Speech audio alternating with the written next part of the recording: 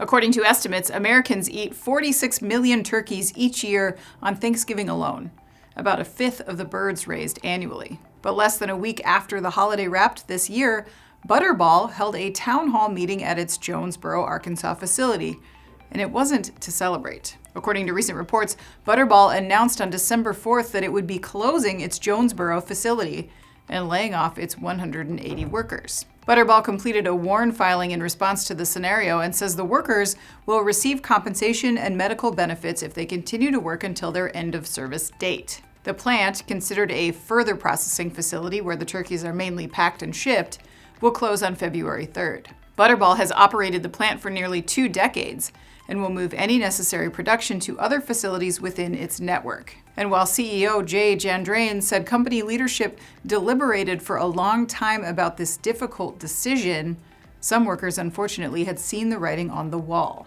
One employee who spoke with local news Channel 8 said, quote, "Most of us saw it coming," as their hours began to dwindle in the months leading up to the announcement. Butterball says it's been facing sales challenges, among them lower prices for poultry. Seaboard Corporation, which owns a controlling stake in Butterball, reported $6 million in net income for the turkey company in the third quarter, representing a 70% decline year over year.